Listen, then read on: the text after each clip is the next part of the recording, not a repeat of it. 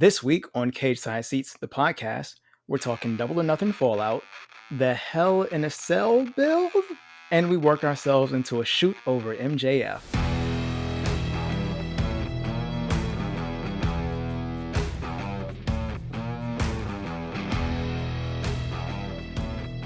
Welcome to Cage Side Seats, the podcast. We don't have a good name, but we do have great opinions. I'm your host, Stella Cheeks, and with me, as always, is Marcus Benjamin. Stella, I love you. What's going on? And and to our listeners, love you as well. Not as much as I love her, but still, hi. Yeah. I am on a pedestal. How you feel about wrestling this week, Marcus? So there's how I feel about the week, which is another question, and how I feel about wrestling this week. How I feel about wrestling this week is confused. Yeah. I'm confused.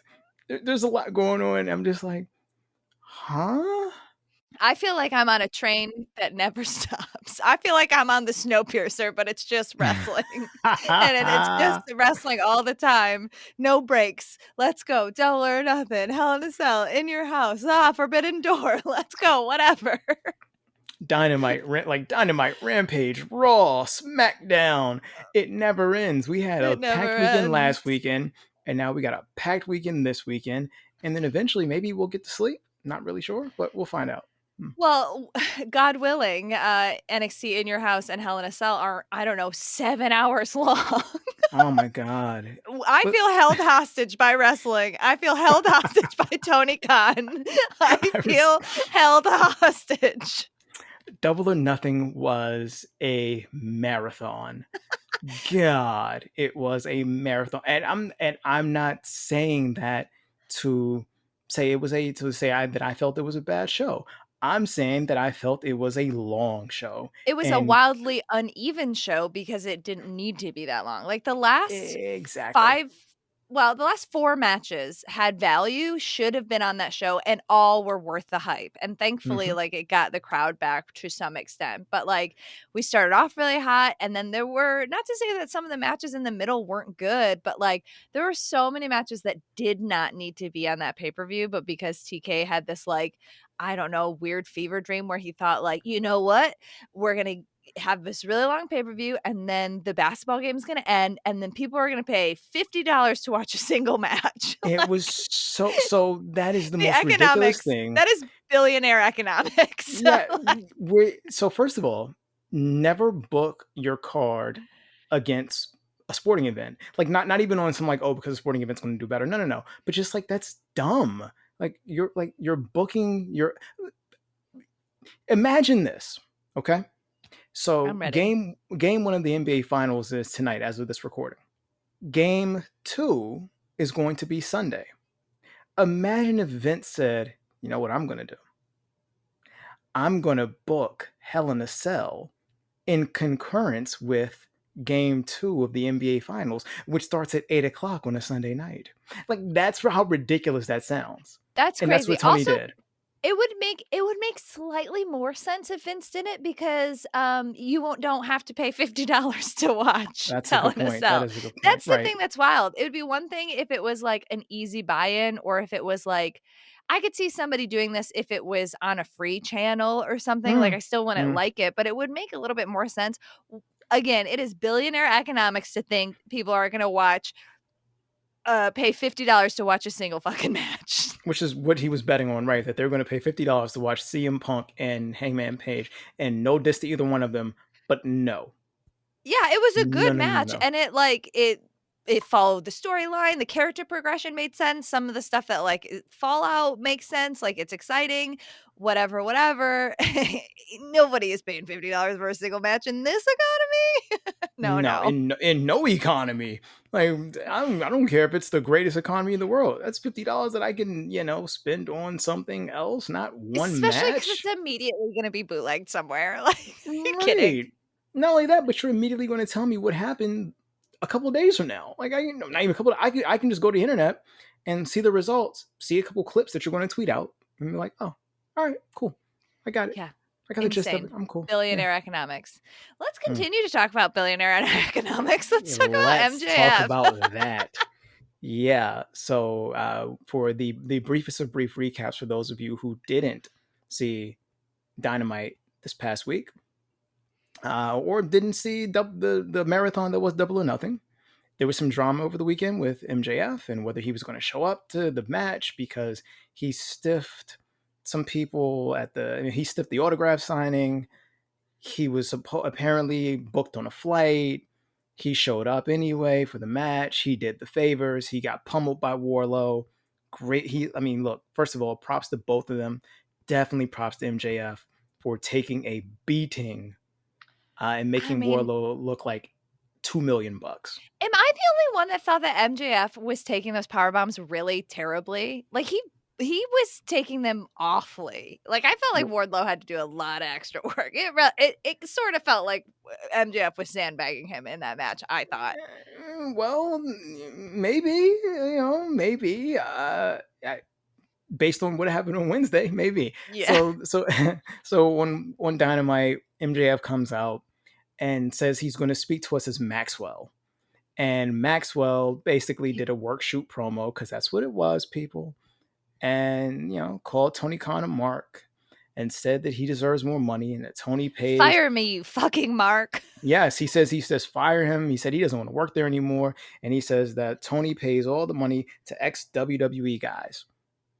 And CM then Punk, they Malachi Black, see Christian right. Cage, Mark Henry. Yep.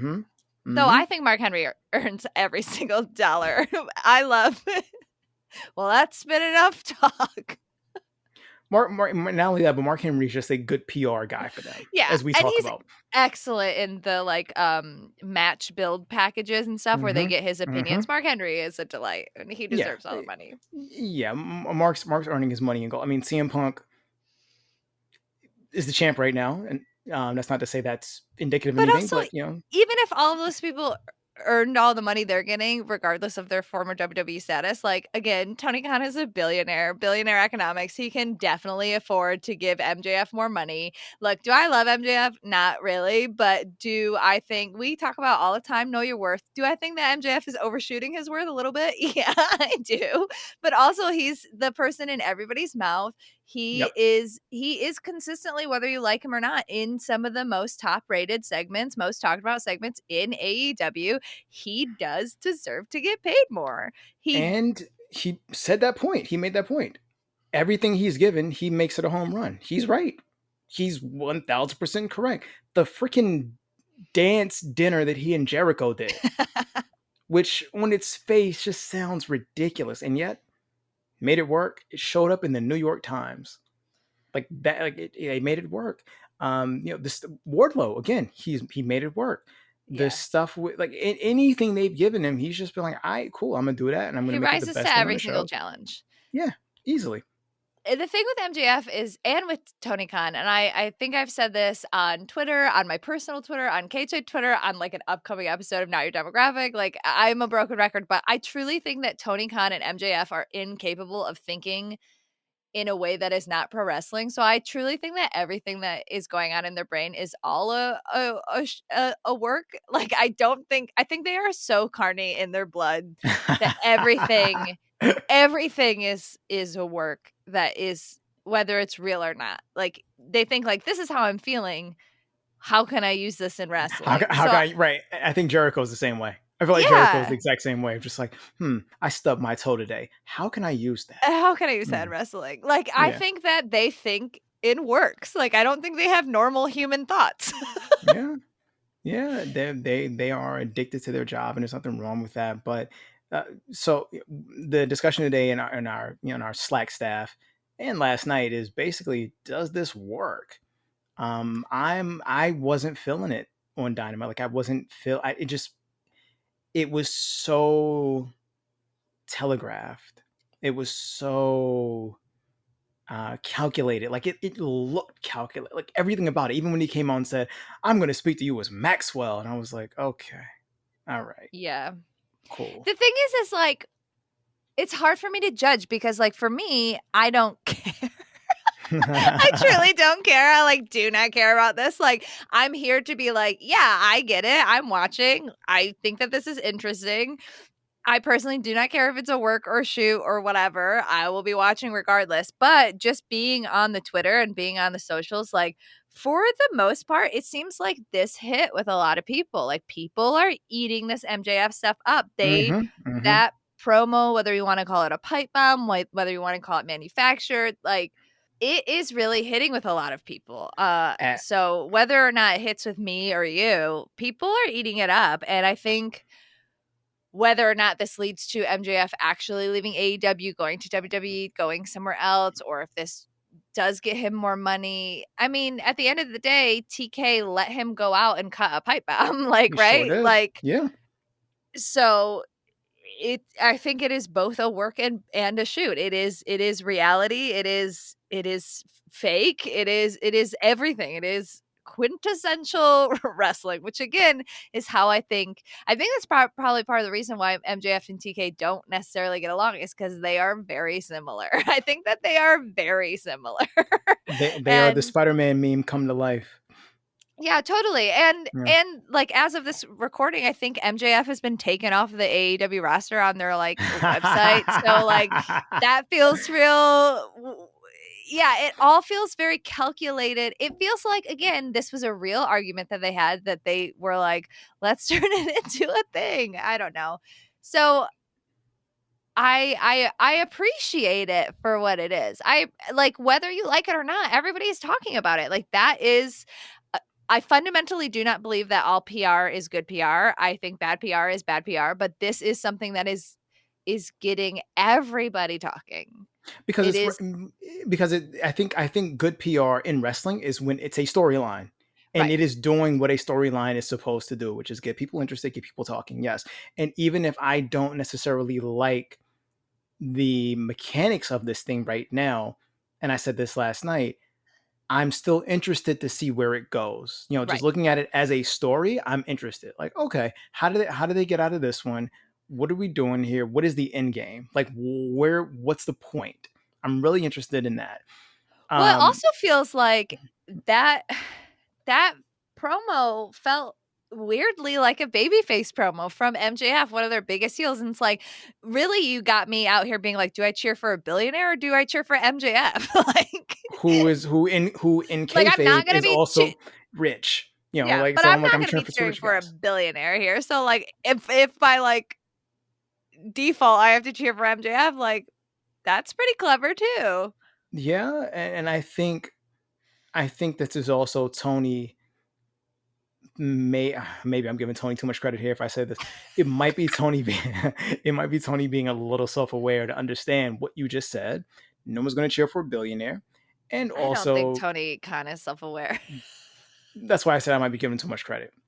But understanding no one's going to cheer for a billionaire, and that whether he's self-aware or not, he is a student of wrestling, and Yeah. he knows no one. No, he knows people rarely ever cheer for management.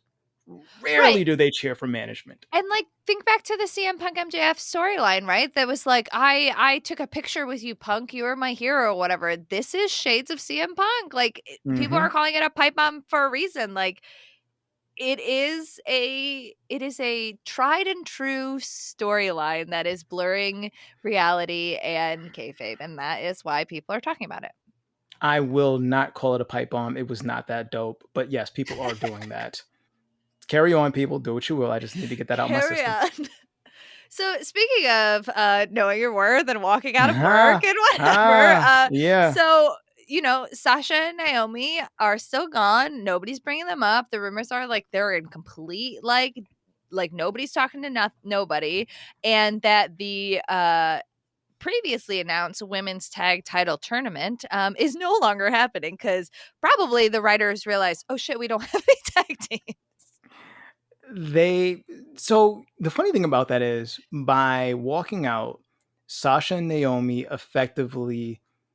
um effectively shined a light on what everyone else already knew, which is Yeah, you don't have a competent tag team women's division because you can't do this tournament that you say you're going to do. right. You don't really have any development for any other woman any other women other than Ronda, Becky, Charlotte, and now Bianca. And pretty much these titles were always just given to Sasha and Bailey to shut them up. And now they were given to Sasha and Naomi to shut them up. Like, that's what this is all And they showing were like, us. cool, we'll shut up, but we're going to do it at home. Exactly. Bye. Right. And Sometimes again, silence is the loudest. yeah. So, we went on and on about this last week. My feelings haven't changed. Props to them. Do it. Hold out as long as you can. Agreed. Neither one of them are hard up for money.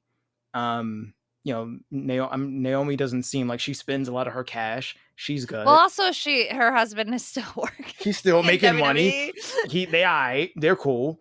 And You don't apparently think the head of the table, Roman Reigns, would let his family starve, would you? Well, he can't do that because he's the head of the table. Yeah. He needs to take care of the family. That's the whole point. And then you got Sasha, who's, I don't know if she's swimming in money, but Sasha got Disney money. She's okay. Okay? Right? She's fine. She got Disney money. Yeah, she's fine. So, it's okay. Good again. Good for them. Petty for WWE, but whatever. Because apparently, not only that, but they also canceled all their travel So that they were supposed. Yeah, whatever, man. Good for them. And by them, I mean Sasha and Naomi, not WWE. Yeah. Again, we're not out here cheering billionaires. And the other rumor that I have is, quote, Jeff Hardy is a mess. So apparently his body is falling apart, which like, when he wrestled Darby Allin a couple weeks ago, even we said, we were like, Jeffrey, my love, you don't have to go that hard anymore. You're good. You don't got to do these spots anymore. Your legacy, it's cemented. It's etched in stone. Baby girl, do not do this. And now I guess props to Jeff Hardy because he like doesn't know when to say no, but like historically that has also been Jeff Hardy's downfall many times. Like that Young Bucks Hardy match was rough to watch, not only because I do not enjoy watching Jeff Hardy destroy his body when it's very obvious that he is in pain, but also like that match didn't need to be on this pay-per-view. AEW tried to make it seem like the Hardys and the Young Bucks have like never wrestled before, and like, yeah, I guess they've never wrestled in AEW, but like, I'm sorry, I was there for the Expedition of Gold. Like, we all watched that stuff, even if you weren't watching Impact or you weren't watching a lot of the indie stuff. Like, the Young Bucks and the Hardys have like, this is them trying to recreate the magic that they already had, but with like out a real build. So this match, A, didn't need to happen at all. B, Jeff Hardy is apparently in a huge amount of pain. And C, like that match was bad. That match did not make any of them look good. And they're all they're all incredible wrestlers, and it made them all look bad. Like it was not good. So when I think about Jeff, and I agree with everything you said, but when I think about Jeff, I also think about Michael Jordan in the the 96 through 98 version of Michael Jordan. So we're talking about the last three-peat. And one thing Michael did as he got older is change his game. It was like, yes, he could still dunk, but he couldn't do it to the degree that he could do it when he was in his early 20s, when he first got into the league. Obviously not. So he changed his game. He became a great mid-range scorer. Like that mid-range jump shot was wet. And he developed a post game that was incredible, especially for a shooting guard. These are the things that he did to extend his career. Jeffrey Nero Hardy is not doing any of these things. No. He's not changing. Like, and to his brother's credit, Matt's done these things. Matt realized a long time ago, all right, man, I can barely bend down. Right? I can't do the things I did when I was in my 20s fighting the Dudleys and Edge and Christian. So I got to make a change. And he changes. And Jeff just, it's almost to the point where he worries. Maybe he doesn't, but it feels like at times he worries the crowd won't cheer him if he doesn't put his life on the line. That's what it feels like. It truly feels like if I don't throw myself from the top of this ladder onto these steel steps, then nobody will love me anymore. And it's like, we love you. We want to continue to love you. Please stop. Right. It's like, dude, everyone loves you. Like and that's the beauty of where you are at this point in your career. And Mick Foley talked about this. the mistakes he made in his career, not understanding that, once you already have those people in the palm of your hands, you can not coast, but you don't have to work as hard anymore. You have to work smarter, not harder. Jeff Right. is just like, nah, bruh, I'm working harder all the time. Doesn't matter what the situation I is. work at the same level, and that level is 100%. Right. I don't care what it is. I'm working harder, bruv. And it's like, no, bruv, don't do that, because you're killing yourself. And it makes it not enjoyable. So the fact that you're like, it seems like you're worried that we're not going to cheer you if you don't throw yourself unto bodily harm, is having the opposite effect. Because then it's like, ugh, I don't want to watch Jeff Hardy match because I'm sad. yeah, it's not fun. And I cringe when Sting does some of this stuff. But Yeah. Sting doesn't do it as often. Two, Sting's taking more care of his body over the past several, decades or whatever than Jeff Hardy has. Yeah.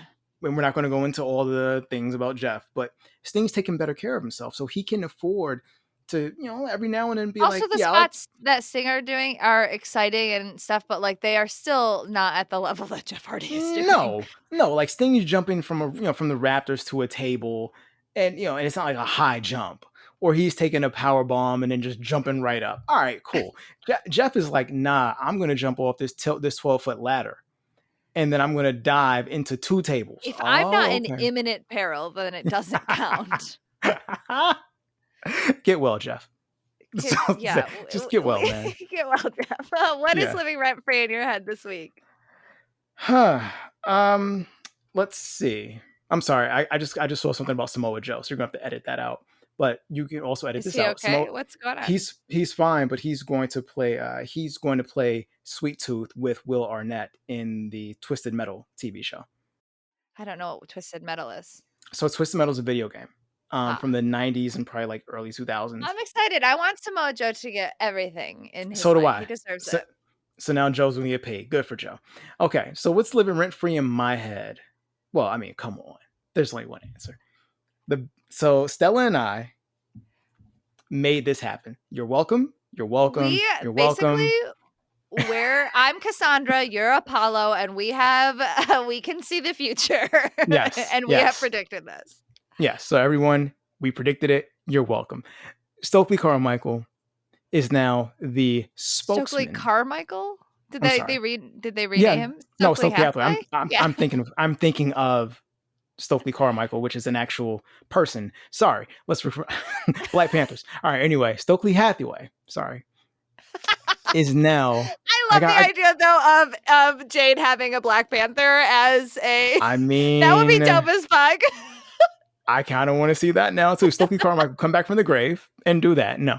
So Stokely Hathaway, left WWE, and Stella and I said, man, he needs to show up on AEW and be with Jade. That's what we want. Him and the baddies. And now, as of Double or Nothing, he is with the baddies. He is their spokesman, I believe. Is that what it is? He's calling himself the spokesman? Yeah. Yes. He is the spokesman for Jade Cargill and the baddies, and it is going to be lovely. We got a little taste of it on Dynamite, which was, Jade bowed to him and basically was like, let me introduce you to the best talker in the business. Yeah. And he did what he does, which was just be entertaining. That's it. He didn't even say a lot. He was just entertaining. He's got the best facial expressions. And for people who are like, he's fine watching NXT, like, hopefully you get to see why people really love Stokely now. Like, yes. And I think this thing with him, Athena, the baddies, I cried, Jade, Marcus, when Athena came out. I literally started crying. I was just like, just tears. Like, I love Athena a lot. She did a lot of really good stuff in WWE, despite, all of the bullshit in WWE. Full disclosure, I have a very big crush on her. So I was like, I understand. Here we go. I understand. Hey, I'm very excited for her. And when she came out to immediately step to Jade in particular, I was like, yeah, this is exciting. I am very excited for this. Especially because we were all saying, and we and our, the Cage Side staff, man, Jade needs to fight somebody because this ain't it. Because even the Anna Jay thing, you were like, okay, I like Anna, but we've done this, and also, like, Anna Jay is not gonna be the one to, like, dethrone Jade, like, Right. that's not happening. This is such a Yeah. placeholder, and for it to be a placeholder to get Athena to come out, like, yeah, dope. Love And it. while also still incorporating Anna. Like no one, no one discarded her. They made her a part of it. So it's her and And her, Chris. Chris Statlander and Athena versus the baddies. And it is, oh man, I love it. Like I love it. Like as of right now, my favorite thing about AEW is the baddies. So them adding Stokely to the mix, them tangling with Athena, and hopefully this brings more personality out of Chris Statlander, out of Anna Jay, just because they now have something to play off of. Anna's been playing off of the Dark Order and that thing, Right, but it really and feels like she's away from them now. Like, yeah, Johnny Hungy yeah, came out a little bit, but she is feels very tangential to them now, because like, Ty Conti's making out with Sammy Guevara, so, huh, like, that's not dressing up like there. Maleficent, yeah, dressing up like Maleficent, She yeah. wishes she was Billie Kay. I'm sorry, girl. My husband Oh was like, boy. "What is Sammy dressed like? Like a gay bird?" A gay bird. And I was like, "Honestly, yeah, it's not good for anybody." I still don't know what that was. I I still think don't he get was it. supposed to be her, like, thrall. I think he was supposed to be her, like, All right. familiar? I don't know. Okay. All right. All right. Who knows? I know that's not living rent free in my head. The whole stuff with the baddies and Stokely is more of that. What's living rent free in yours? What even is a go home show in WWE, Mm, Marcus? Because I I don't don't think it know. exists anymore, because Monday Night Raw was 3 hours of nothing. Mm-hmm. Uh, Mm-hmm. Tuesday night NXT was fine. There were some, like, good things that happened, but it didn't feel neither of those shows made me go, "Oh, hell yeah, there's a pay-per-view this week." The Mm-hmm. Dynamite before Double or Nothing, like we were talking about, I was like, "Yeah, let's go. I'm so Mm-hmm. ready." Like, everything that Mm-hmm. happened made me more excited about it. Whereas, like, truly, especially Raw, it was just like, "Oh, yeah, Hell in a Cell. Cool, I guess." It was just 3 hours. It wasn't even bad. It just, like, nothing happened. It was just a placeholder. And in NXT, yeah, they have the contract signing, and Wendy Chu was very funny, like, "Just sign the contract already." And, like, That entire thing was funny to me. Just like yeah. sign the contract, and man, they just kept talking. Sign the and they just kept going. I was like, oh my god, this is like it. It started annoying, but they kept doing it so much, it just became hilarious. It's And like, it's the thing, if you keep going, it makes it funny. Like, the song The Wild Thing playing during Anna Maria in the Arena, it was like, "This is annoying. Wait a minute. No, this is brilliant." And then by the yeah, time Wild Thing stopped playing, I was like, "I miss it. yeah. I was like, oh, I thought you were playing the entire match. What was that about? I miss it." Yeah, I agree with you. Like Raw, like I was really hard on Raw this past week. I don't know, and I don't apologize for that. For those And of you who don't know, Marcus writes the Raw recap and the oh, NXT they know. recap. Oh, they know because they've said things. They know, and I I was very hard on Raw this week because of what you said. Nothing happened. It just felt like it not only nothing happened, but there were just things logically that I was just like, no, I don't like this type of booking. Like I don't like Asuka and Bianca wrestling each other before they have a thing on Sunday. I'm just like, well, no, save that. There's no need for this. Like again, logically, storyline wise, there is no need for that. That's not to say that these two can't Storyline-wise, wrestle. there's no need for Hell in a Cell, and that's, I think, the problem specifically Mhm. with the main event is like, okay, way back when, before we had the network and before there was Peacock or whatever, we had a pay-per-view, like, every single month, because that's how they built storylines, and that's how they got money and, like, the buys Mhm. and whatever. Mhm. Having a pay-per-view every single month, especially when it's, like, essentially free, or however much NBC costs or Peacock costs, like, I get it free with my cable, like, it's free for me, right? Like, It's like $5. right, it's like nothing. So, these pay-per-views were supposed to be, like, benchmarks, right? And now they're Mhm. just like, oh, we just do this because we've always done this. Where again, I'm Mhm. not trying to do a one for one. I think AEW succeeds in stuff that WWE doesn't. WWE succeeds in stuff that AEW doesn't. Like, I like them both, honestly, basically equally. So like, I'm not being like AEW is so much better, but AEW having less pay-per-views, it does they do more or less, at least most of the time, unless it's like a 7-hour pay-per-view, the storylines and the matches, for the most part, are worthy of being on a pay-per-view, or there are at least ones that are like, "Oh, yeah, I'm excited for this build. I'm excited for this culmination," or whatever, where it's like nothing is culminating at Hell in a Cell, right? Like, we're getting Rollins versus Cody again. We're Yep. getting a random match with Asuka and Bianca and Becky. If it was just Asuka and Bianca, maybe that would feel different, where God, I don't even know what's happening on like the SmackDown side. It's There all just like random. there are no SmackDown matches on Hell in a Cell. Yeah. I mean, Yeah. at least the cell is red, so it's a Oh, well, raw, that's it's a fair. raw That's show. fair.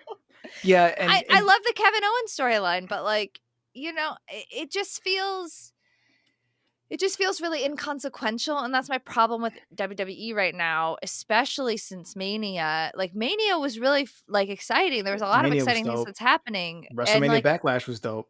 Backlash was like, but it was a good show, like we said, because we Mhm. had such little hope for it and things. Mhm. And maybe this one will, maybe Hell in a Cell will be a good show, but I don't think it will justify some of the lackluster programming on their weekly TV. And then NXT is confusing because the NXT pay per views used to be a big effing deal because there wasn't that many of them, right? They would be Mhm. before SummerSlam, before Mania, whatever. And now, like, I forgot that there was an actual pay-per-view this weekend or like big show on a Saturday because a bunch of their shows have just been like, and it's a very special Tuesday night. You know what I mean? It's a Halloween Havoc Tuesday night. And so it almost feels like jarring to have a NXT PLE or whatever, because it's like, oh, we still do this? Oh, okay, sure, I guess. It's also just a shift in how it's a shift in business model for them, because like you said, pay-per-views normally were for a thing. And it's funny you said that. I thought about that when I was on Tuesday watching NXT, and obviously their pay-per-view is called, well, I'm sorry, their premium live event is called, yeah, I know, it's called In Your House. And I thought about that. I was like, man, I remember when Backlash was called, was just In Your House. It was just whatever. And I remember and I was like, I remember when their April pay per view, the not March, the June pay per view was King of the Ring. Like Also, it that's, is so weird to have Hell in a Cell in June. and I It's mean, there's weird. that too. Like, so it's, and even that. So Hell in a Cell was not just the pay per view, premium live event, whatever you want to call it, but the match itself was a narrative thing, right? And now it is just another event. The first Hell in a Cell, Shawn Michaels, Undertaker, there was a reason they were in Hell in a Cell. It Right. wasn't because they wanted to sell more pay-per-views or whatever like that. It was, well, obviously, but it wasn't because they wanted to well, we have to do it just because. No, it was because Shawn Michaels and Undertaker's feud got to the point where Undertaker wanted to create a structure where Shawn Michaels could not get away, where he could torture and beat and punish and destroy the boy toy in every sick way he imagined. That's what Hell in a Cell stood for. That's what made sense. When he and Mankind did it, again, it was for a reason. These things had narrative heft to them. And just by making them just a random pay per view in June, they lose all their narrative heft. It doesn't have any meaning anymore. Even like the match on this pay-per-view that's in a cell makes sense, I guess, to be out of all the matches, makes sense to be in a cell, right? It's Seth and Cody. Mm-hmm, Like, mm-hmm. out of all the matches, this one at least has some like vehemence behind it and makes sense to be in a cell. Yeah. But also, it would be a fine feud without it. There's no Right. which is what you're saying. Yeah, like again, Shawn kept getting away. Shawn kept finding ways to squirm out of the Undertaker's grasp. Undertaker was like, okay, cool. Here's what I'm gonna do. I'm gonna build something where you can't get away. Oh, right. Oh. Like it's just like, oh right, duh. Okay, cool. That makes sense. Seth and Cody don't have that issue. Right. No one's getting away. Like yeah, Cody tried to fight Seth on this past episode of Raw, and Seth did the hill thing and was like, nah, bruv, later. Yeah, and they Okay. had, like, animosity and stuff, but, like, it's not even, like, to the same point where, like, when you put, like, Charlotte and Sasha in Hell in a Cell, like, Yes. they hated each Yes. other so much that they had to be locked in together, Because right? they wanted This to is punish each other. right. Yes. Like they Cody is, like, yes. mildly annoyed with Seth, and Seth is, like, annoyed that Cody is there. Like, they don't seem like they hate each other, they seem like they're really peeved. Right. And even when Seth says things to Cody, like he did this past Monday, he said things that I think were really like I think Seth "I was great on don't want Monday. you here." Yeah, like it's basically saying, like, look, bruv, What you are ain't you, it. British? Are you all of a Me sudden and my you fr- keep being like, "Bro." me and my friends say bruv all the time. So To now it's just all of like our British listeners, do not take offense from no, Marcus. no, we say bruv all the time now. Like because one of my boys is really really into soccer. So like whenever he's talking, it's always bruv, and I'm just like, all right, yeah, I like that. That's cool. So that's what we What's do his now. team? What's his team? I have to ask him because We're a there are Tottenham household. there are moments when I zone out of the conversation. I'm just like, uh-huh, right, yeah, Ryan, yeah, word, word. I'll Well, ask Nick him. is really into Tottenham, and then the only soccer I really watch is the Chicago Red Stars, which is the women's Chicago team, mostly because I have a big old crush on Alyssa Naher, who is the goalie. She's also the goalie for the U.S. women's national team, but she's Mm. hurt right now. She's so mean. She's got a really mean looking face, and I have a big crush on her. I'm gonna look her up after the show. I love So, her. but it's just like he said things that I feel like were really dope, and I'm like, man, I wish they really dug into this before now. Like, I wish they dug into Seth being like, you left, and now you come back, and everyone's just like, yep, we love you, and he's like, ho Yeah, ho it's ho. weird that they haven't really done that up until this point. Like they've hinted at it, but like not even really. Yeah, like and I like the point he made about you and your friends tried to tear down everything. He said that I built, but basically he's saying you tried to destroy WWE. They did. And I like his other point of you can't destroy the crown. I mean, you can't destroy the Take a throne and then sledgehammer try to to the sit on it. throat. Yeah, you can take a sledgehammer to the throne and then try to sit on it. Like, no, you can't. I was like, dude, he's 1000% right. And what upset me about that is that Cody didn't engage. Cody just heard all that and was just like, So you want to fight right now? It's like, hold up, no, Cody, Cody you made doesn't good. have particularly strong listening skills. Well, to be fair, he is creating the savior of the universe. So, yeah, I get it. Yeah, He's got he's other got a things to do. lot on his plate. Yeah, I get it. Liberty's got, he's, Liberty, you are the future. So, Cody is bestowing a lot on your shoulders. I get it. He's busy. But He's yes, busy. to answer your question though, I don't know what a go home show is either because I don't think Not it in matters WWE. anymore. Yeah, I don't think it matters anymore. In their current business model, which is the way they look at everything, it doesn't matter anymore. Like No. just like it doesn't matter who's on top.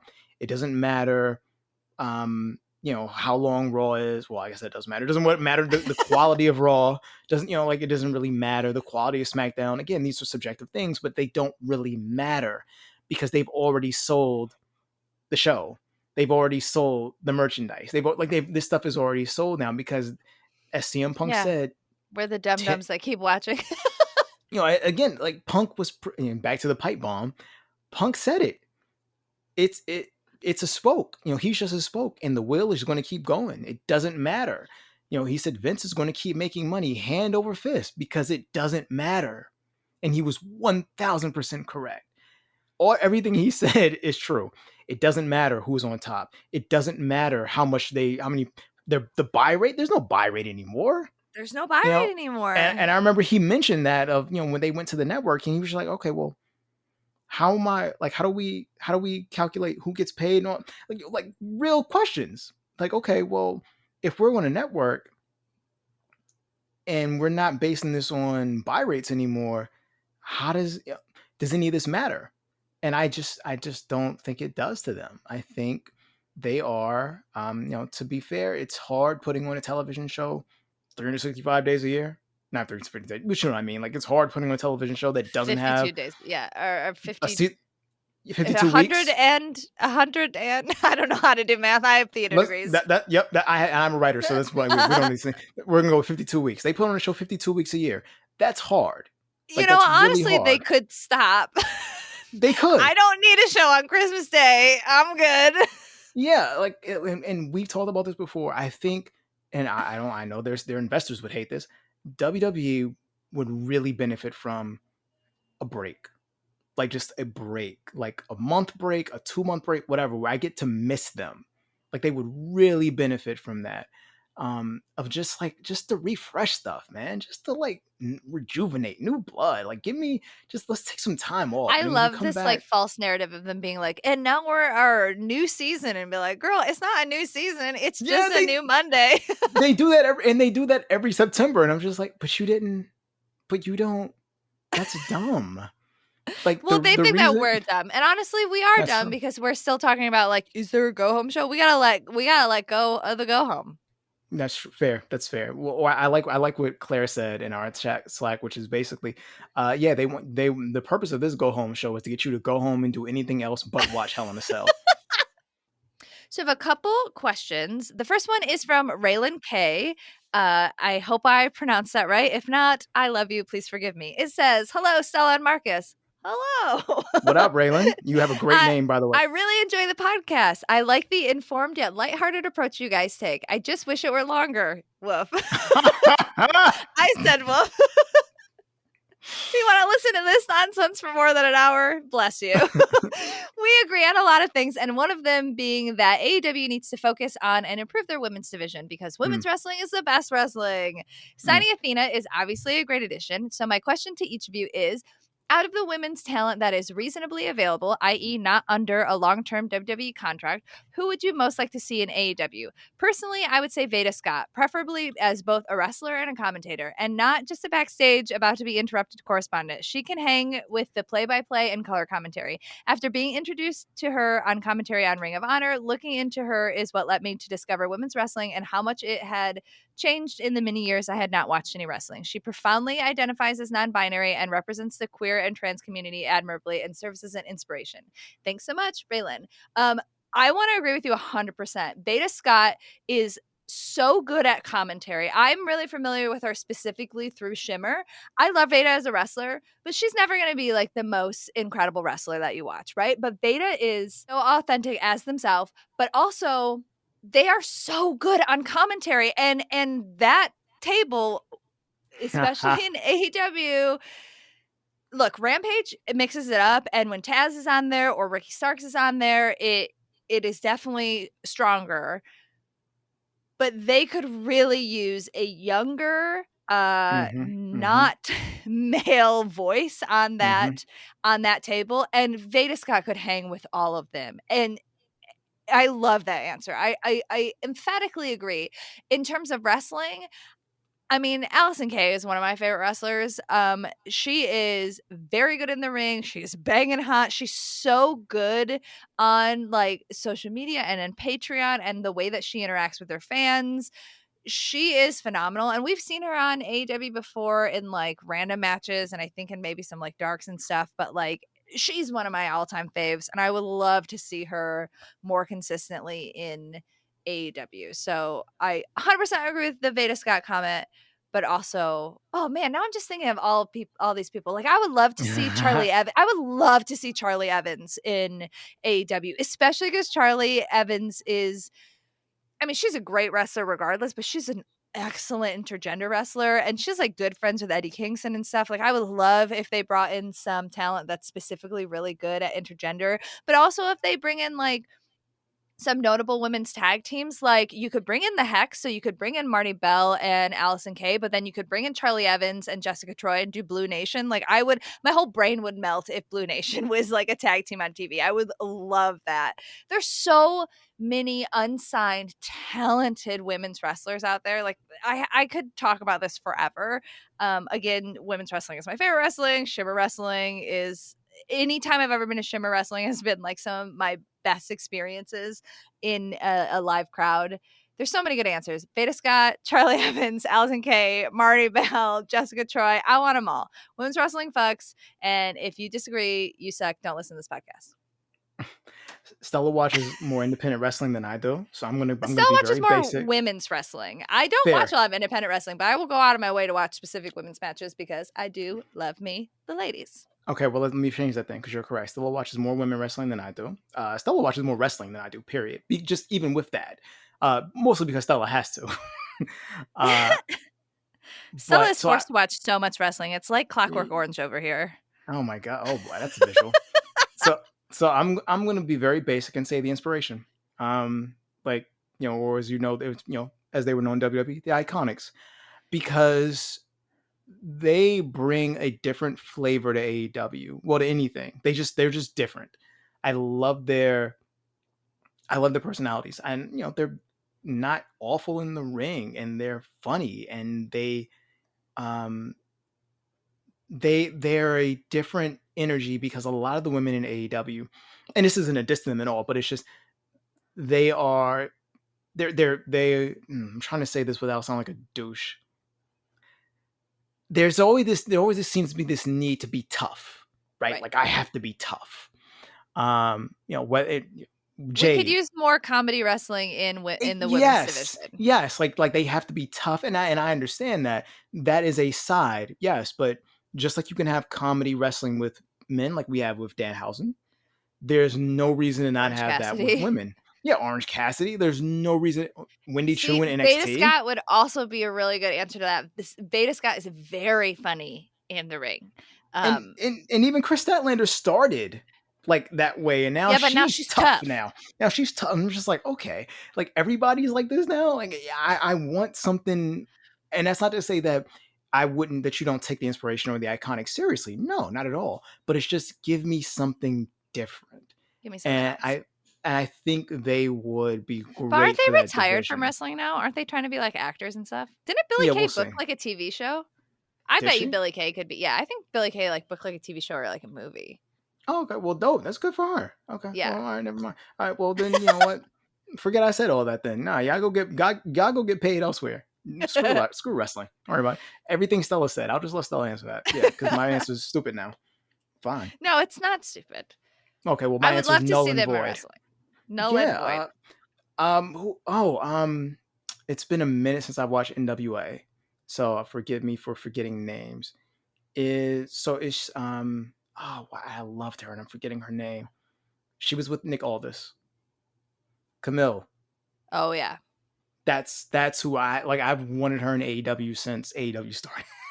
I was just like, oh yeah, that would work. I like that. But now you make me think about other funny wrestlers like Dream Upon Dream. I would love Nicole Matthews in AEW. She is one of my favorite wrestlers. She, I think, is still stuck in Canada though due to visa issues. She is so funny. One time I was at a Shimmer show, and I talk about this all the time because I think it was one of the best things I've ever seen. She had like a cold, but she was there and she was like, well, I gotta wrestle. So she came out in like a sweater and like a grumpy face and had like tissues in her pocket and like a cup of tea and just like came out and sat in the corner and was like, ugh, and then like wrestled a really good match and then put her like sneezed on, this is like pre-pandemic obviously, sneezed on her opponent, like was real gross about it, and then won the match and then put her fucking like old grandma sweater back on and just was like, goodbye. It was so good. So funny. Pre-pandemic world. Yeah, pre-pandemic world. Oof, boy. Oof. It was very funny at the time. But she like is somebody that is very plugged into the crowd, plugged into like, she is very in the moment. She's a really good wrestler, but also is very funny. Anyways, I could talk about this forever. We got to move on. We have one other question. It is an audio question. It is from our friend Brad. Let me play it for you now. What's up, guys? Brad from Philly here again. And before I get into the question, just want to say that since it does look like we are now getting Roman versus Randy at SummerSlam, just want to say that, guys, we did it. Congrats, and it's now been confirmed that we're all booking geniuses at cage side seats. Alright, if you could add any title to either WWE or AEW, what would you add? Me personally, I would add a open challenge style title to WWE that's like defended every week because open challenges are dope as hell, as Cena in 2015 proved, and it's also a pretty easy way to build people up and such. Also, it's a good way to help fill 3 hours of Raw. If you were to ask who I would put it on, I would say first AJ Styles, because I think a good way to establish a title is to put it on the best damn wrestler on 2 feet, and then have him drop it to someone like Carmelo Hayes, because Melo would thrive with something like that title. And yeah, I think a lot of people are going to say trio styles in AEW, which, yeah, House of Black needs something to do now that Julia is on the dark side, or the darker side, I guess now. But I think a open challenge style title would be dope as fuck. And yeah, this podcast rocks. Well, thank you, Brad. The man has great opinions. Let's just acknowledge that. Yeah, we're all prophets here at Cage Side. So you know what? I'm gonna go old school. I want to see a hardcore championship in AEW because they need it. We're out here that's exactly bleeding. Where I'm going. That's exactly where I'm going. Because after the Anarchy in the Arena match, where Matt is his name now? Yeah, Matt in Jericho. I don't know. It's Jericho and the Jerichettes. I don't know their names. Right. But Homeboy, he got a fork to the head. The moment bleeding. They all walked out in white, you were like, oh, so this is about to be bloody. Yeah, it looked like someone doused him in ketchup. Well, somebody did douse him in mustard. Oh my! So they need, and then on Dynamite, it was equally bloody. All right, man. Yeah, y'all just need a hardcore championship. Just do it.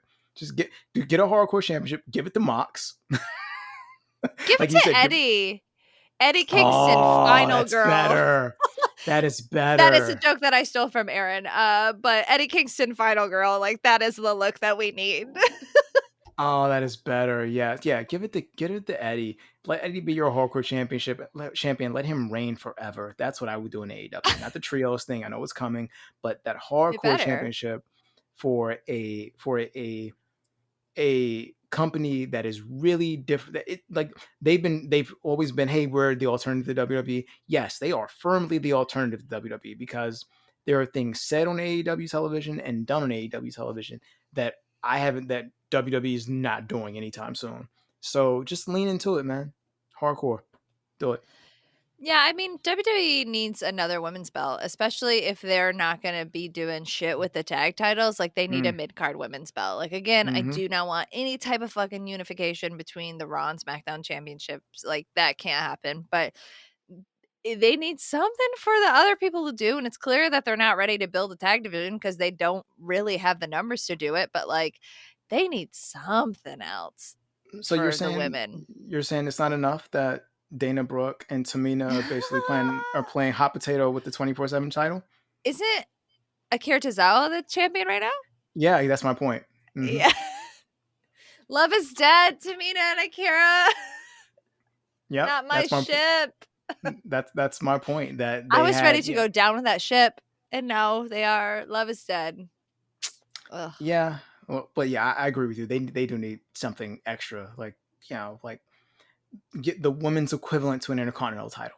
Give them something else. And it's just, man. The problem with adding more belts to shows, which is, whatever. The problem with adding more belts is that once you add a belt, something breaks in the writer or the producer's brains, and then they're like, we must have every belt featured all the time. And it's like, no. That's not what that means. You still got to have a balance. You still have to figure it out. You don't have to have every single belt defended on every single pay-per-view, blah, blah, blah. Figure it out, but you do need some other stuff to build around. I mean, even honestly, having that stupid, ring that MJF has, that gives, there are things to build around. Or now the Owen Hart belts, it's only once a year, but you can have these smaller temporary things, or the Andre the Giant battle memorial battle royal, yeah. yeah, whatever. Or that greatest Royal Rumble belt that Braun King had. Of the Ring, I miss We King don't of the even Ring so much. necessarily I miss, like, a real King of the Ring. Like, it was Yeah. great when Xavier had it for a while, but, like, doing more tournaments and stuff with, like, with accolades, like, you don't necessarily even need more belts, you just need more. You need more stakes. Like, you need Yes, more more stakes. things. Yeah, like, just give me something. Yeah, like, again, the Owen Hart tournament was great for the women and men. I disagree with the winners, but okay, fine, Oh, you didn't whatever. like that prom king and queen booking? Yeah, yeah, no. But I I disagree with it, but I understand it. You know, Right. like I completely understand it. I just disagree with it, and I'm looking forward to them defending it next year and what that looks like. And if this is their version of King of the Ring, which it makes sense because Owen's claim to fame was being, the King of the Ring, like King Owen, and then of course the Slammies that he had, like that was part of Owen's whole shtick when he was the king. That's how he became the King of Hearts, is because he won the King of the Ring. Cool, man, I'm down with that, but like I want it to also mean something, and that's why I was sort of like, do these two need this? Do they? These two? Do they really need this? But whatever. You know what I needed? I needed Mm. Julia Hart to go dark-sided, and we got it. Yes, We got it. this is going to be an actual lightning round. So I'm not even going to interrupt you. Go ahead, Julia. Yes. Julia Hart, did they pull the trigger too late? Yeah, but was it still satisfying as hell? Also, yes. Mm-hmm. Yep. Agreed. For me, my quick little thing I want to talk about: Miro is back. His neck is healed. He's still going after God. I want it. I love it. I need all of it. Yeah, it's just Johnny Elite did the favors in a recent Look, episode of Johnny Dynamite. is a great wrestler. He is. If Mm-hmm. he's gonna be Johnny Jobber, fine. That's whatever. Like he's at a point in his career where if that's what it is, that's what it is. But he's still gonna come up and show and kick ass and do good and put out good matches. That's fine. I'm fine with Mm-hmm. that. I like Johnny a lot.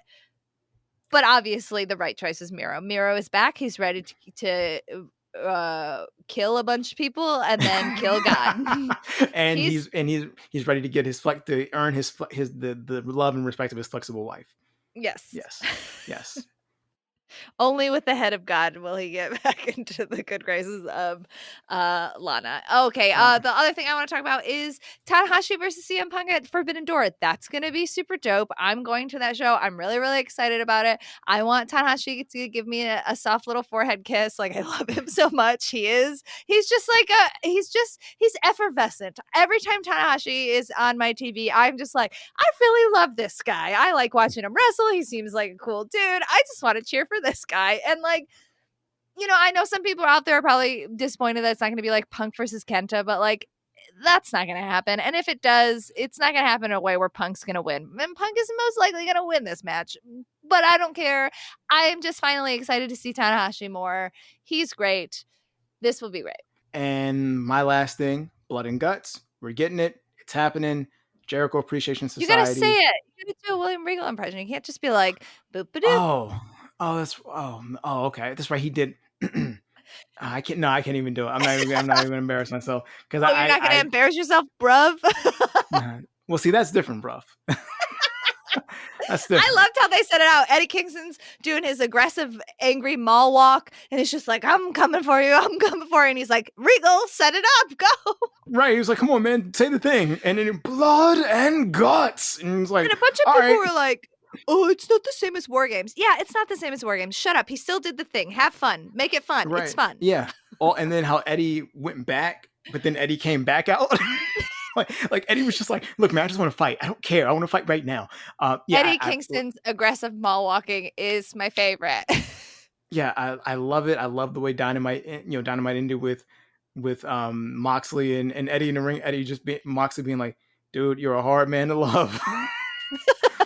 I was just like, I feel you, man. Like we all have that friend. We all had that friend who was like, dude, I love you. Good Lord, you do not make Max this is easy. like, I am ride or die, but I'm almost wishing that we're on the die and not the ride part. Yeah. So so those the Blackpool Combat Club, Eddie, Santana Ortiz versus Jericho Appreciation Society. Hair versus hair match. Hair versus hair. Oh god, yo, yeah. I'm. It's AEW makes adult wrestling. I'm sorry, like I'm not saying that if you love WWE you're childish, because there are things we all love in WWE. Like yes, but AEW is purely saying this is for adults, and that may not even always be a good thing, because there are definitely children in that crowd. And so you have to question, okay, is it my cool with my kid watching what happened on Dynamite or watching the Anarchy thing? Yes, but man, they make adult stuff, and it hits me where I need to be hit. I love it. So yeah, that's my last thing. Yeah, if you're upset that we didn't do our Hell in a Cell predictions or talk about NXT in your house more, guess what? We'll do it next week. We'll talk about it a bunch. Yeah, and we also got predictions on CageSideSeats.com. That's where you go. Don't worry about it. It's a multi-platform experience here at Cage Side. Right, and we don't read the site, so you gotta. That's the way it works. We're not supposed to read it. You're supposed to read it. That's how we get paid. Okay, so that's it for this week. We'll be back next week. Same place, same time. And if you'd like to be on the podcast, make sure to send your wrestling questions and thoughts to cagesidesocials@gmail.com. Recorded questions are encouraged, but written ones are always welcome. And thank you again to our submitters for this week. Appreciate it. If you want to follow us on Twitter, I'm at Stella_Cheeks. And I'm at Abstract Poetic, 3 with the E supposed to be. And of course, you can find more wrestling coverage at Cage Side Seats on Twitter and Instagram, also run by me. That's why Stella's going to be a crazy person after this weekend. And if we missed something you desperately want to talk about, because we probably did, head over to cSideSeats.com and chat with us in the comments of this episode post. Until next time, Cage Siders. The tapes are always rolling.